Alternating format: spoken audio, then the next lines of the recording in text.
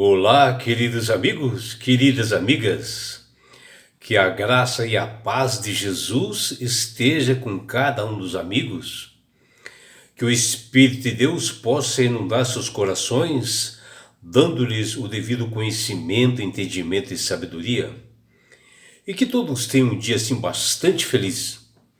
Vamos à lição? E hoje, quinta-feira, 4 de dezembro de 2025, a lição 10 de hoje, ela tem como título Josué e Nós. E a lição de hoje, ela está baseada nos livros de 1 Timóteo, capítulo 1, versículo 18, 2 Timóteo, capítulo 4, versículo 7, Efésios, capítulo 6, versículos 10 e 12, 2 Coríntios, capítulo 10, versículo 3 até 5, Atos dos Apóstolos, capítulo 20, versículos 32. E ao vermos esses capítulos e versículos, nós podemos enxergar que Josué, o líder do povo de Israel, que substituiu Moisés, dentro da sua vida, ela foi assim, um cumprimento cristológico, né? Que esses cumprimentos refletiram, né, na igreja que ele experimentou, e que a vida dele, de Josué, ela foi um exemplo para, ao longo dos séculos, né, para as demais igrejas que apareceram, novos cristãos, e até hoje foi um exemplo para nós, porque Josué foi um homem realmente consagrado, reto, um homem que orava e que realmente venceu os cananeus, não realmente pela sua força, mas pela força de Deus. E ele foi como um salvador do povo de Israel, assim como ele foi um tipo assim de Cristo, né? E as guerras físicas que Josué teve com os povos cananeus, nações pagãs, por detrás desses inimigos existia algo, uma força espiritual muito grande através do inimigo, que esses cananeus, eles se tornavam cada vez mais fortes em decorrência disto, e precisou realmente de, através de Josué, um poder que ele deveria buscar através de Deus. E por isso que essas batalhas, elas não eram batalhas só físicas, eram batalhas espirituais, a qual ele, Josué, ele tinha dentro da igreja, né? Porque dentro desses cananeus, muitos se tornaram cristãos e trouxeram em si também coisas que eles tinham no passado, como adoração a imagens, né? Culto a outros deuses, né? Tudo isso levava dúvidas para esses cristãos, e Josué tinha que combater para que isso não infiltrasse na igreja de Cristo. Mas ele fazia isso sem violência, né? Porque ele era realmente um homem fisicamente, um guerreiro, e o combate que Josué travava era contra o pecado que se encontrava realmente na igreja. E dentro dessas referências, né, nós podemos dizer assim que Josué, ele poderia perfeitamente usar esse capítulo e versículo que o apóstolo Paulo fala aqui em 2 Timóteo 4:7, que Paulo diz: combati o bom combate, completei a carreira e guardei a fé. Porque tudo o que Josué fez foi um exemplo para nós. E os escritores do Novo Testamento reconhecem o cumprimento eclesiológico na igreja, na tipologia de Josué. Porque a igreja, ela é realmente um corpo de Cristo, né?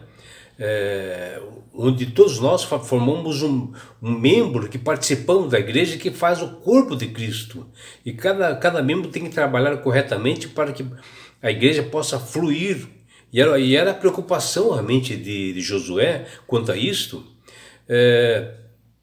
porque todos nós estamos envolvidos numa guerra espiritual, num grande conflito contra as forças do mal. No entanto, nós temos que desfrutar desse descanso através da graça de Jesus, que fala em Hebreus 4, versículo 9 até 11. E em 1 Pedro 1,4 e também em Colossenses 3,24, Apocalipse 29 e Apocalipse 21,3, nós vemos que esses textos eles fazem um cumprimento final da tipologia de Josué. O que nós observamos nesses capítulos e versículos, que o cumprimento final da tipologia de Josué era realmente a vida eterna. Era isto que ele batalhava, e isto apontava mais para o futuro, para nossos dias, né? Porque apontava para Cristo, na sua segunda vinda, que ele, Cristo, nos levará para as mansões celestiais, para uma vida eterna ao seu lado. É a herança que nós recebemos de Deus e que ele nos criou para nós sermos salvos, né? Deus criou realmente o homem para ele ser salvo, né?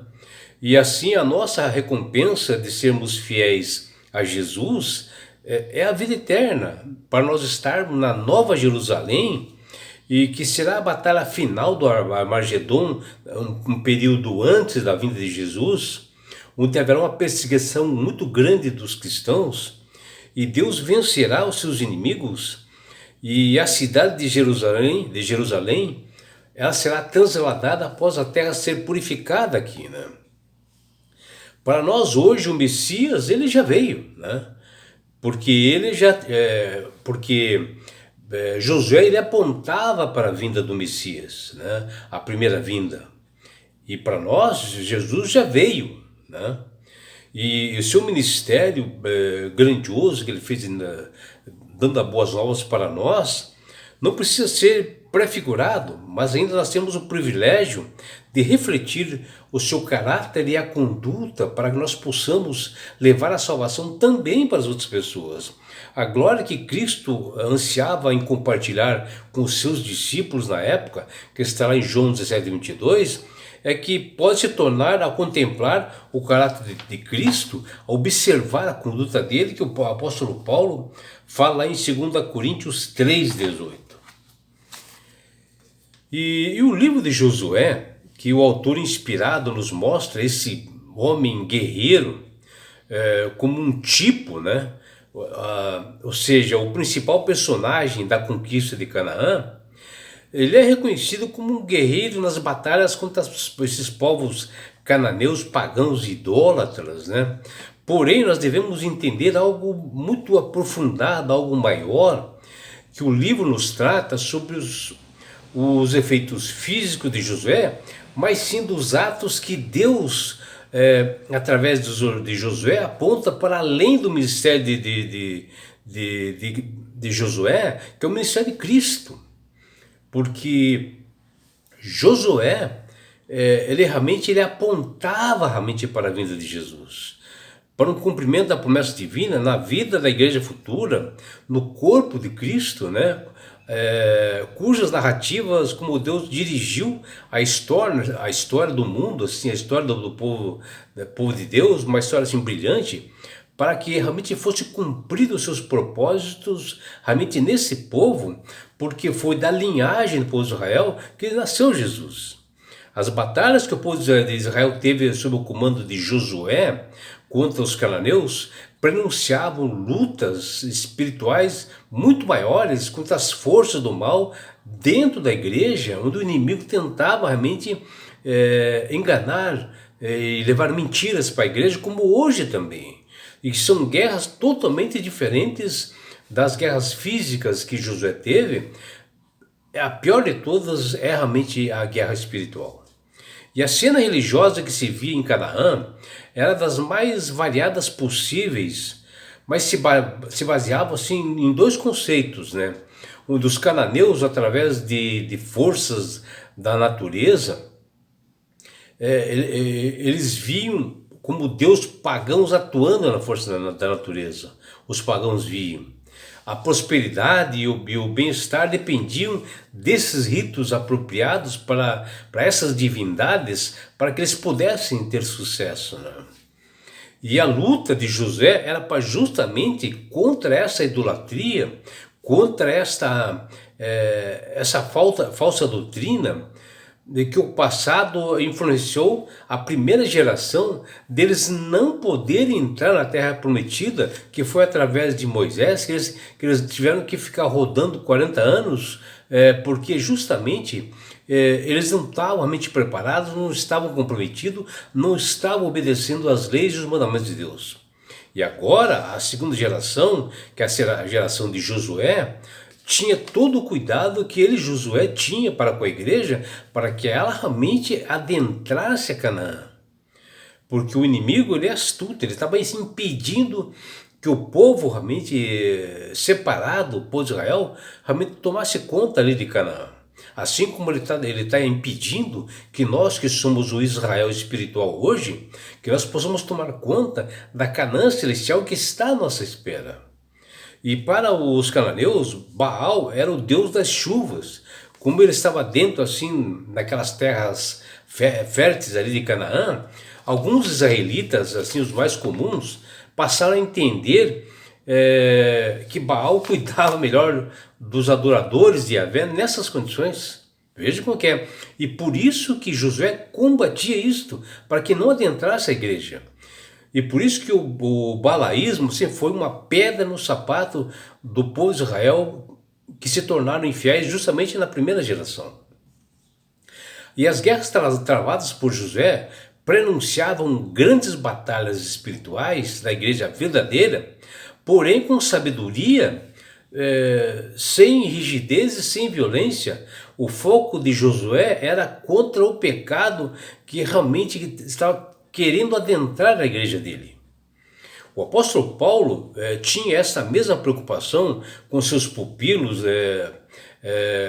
da igreja de Cristo, para que esse pecado não se adentrasse dentro da igreja, e ele enviava cartas para todas as igrejas, cartas assim, pessoais aos irmãos da fé, para eles ficarem alerta quanto a isto, alertando sobre o pecado, orientava todos, até mesmo ele mencionava as táticas que ele usava quando ainda ele era realmente contra os cristãos. Ele mencionava isso, os pontos de vista, e Paulo confessa isso a Timóteo, que ele cuidasse dos enganos do inimigo.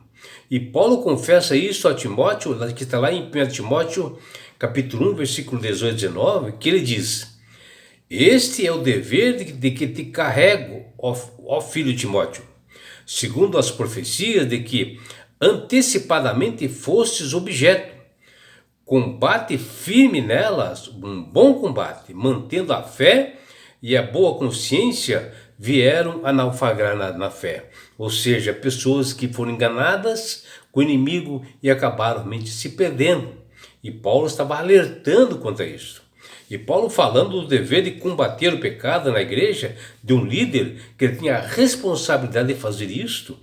Quantas pessoas que introduzem falsas doutrinas, ele menciona que ele teve que excluir até alguns membros, como Himeneu e Alexandre, que eles estavam implantando inverdades dentro da igreja verdadeira, que ele teve que excluir da igreja, que está lá no verso 20 ali, né, de 1 Timóteo capítulo 1, versículo 1. E os escritores do Novo Tempo reconhecem o cumprimento eclesiológico na igreja dentro da tipologia de Josué, nos mostrando que todos os membros do corpo de Cristo, as pessoas da igreja, que se formam realmente a igreja, são as pessoas juntas, uma pessoa só não é igreja, é pessoas juntas, é a igreja, estão envolvidas nessa guerra contra o mal espiritual e devem estar preparadas para isso, nessa batalha contra o mal, porém devem ter um descanso sempre na graça de Deus, para que eles possam realmente combater o mal, que está lá em Hebreus 4, versículo 9 e 11. A Bíblia nos mostra capítulos e versículos sobre o cumprimento final da tipologia de Josué, que está lá em 1 Pedro, capítulo 1, versículos 3 e 4.